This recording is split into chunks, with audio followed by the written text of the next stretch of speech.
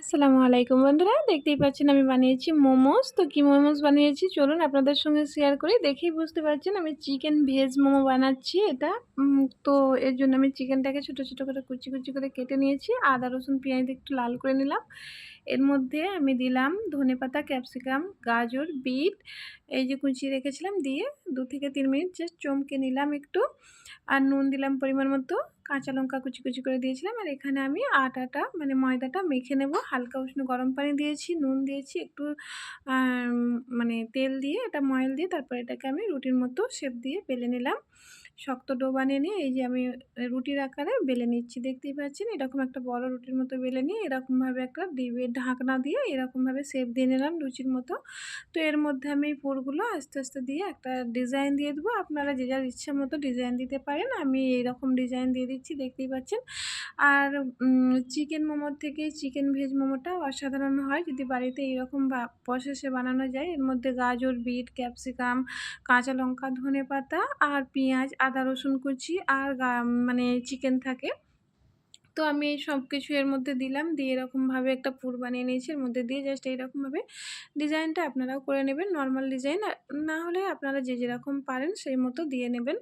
তো আমার কাছে মনে হলো এই ডিজাইনটা নর্মাল, তো আমি এরকমভাবে জাস্ট ডিজাইন দিয়ে দিলাম। তো দেখেই বুঝতে পারছেন কত ইজিলিভাবে আমি ডিজাইনটা দিয়ে দিলাম। এরকমভাবে আমি প্রত্যেকটা মোমো ডিজাইন বানিয়ে নেব। নেওয়ার পর এগুলোকে আমি এই স্ক্যানের মধ্যে দিয়ে একটা হাঁড়ির মধ্যে জল দেব, মানে পানি দেব।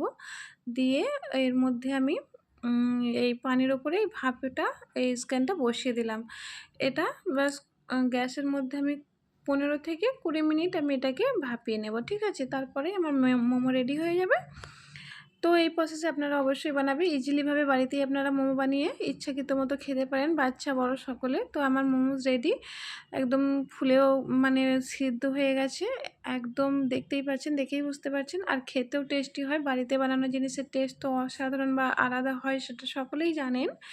তো এরকমভাবে এই কনকনে ঠান্ডায় বাড়িতে বসে, কোথাও না বেরিয়ে, বাড়িতে বসে এরকমভাবে মোমো বানিয়ে আপনারা খেতে পারেন। আমার তো মনে হয় যখনই আমাদের ইচ্ছা যায় বা মানে ছেলে মেয়ে নিয়ে যে মোমো খাওয়ার জন্য শুধুমাত্র কেন হোটেলে যাব, এই কনকনে ঠান্ডায় বেশ গরমেতে বসে টুকটুক করে বেশ মোমো বানিয়ে এরকমভাবে আমরা খাই। তো আজ আমি বানালাম, আপনাদের সঙ্গে শেয়ার করলাম আরেকবার।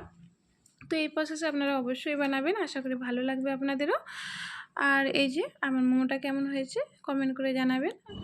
আর শবনম খেয়ে বলছে ওর অনেক ভালো লেগেছে।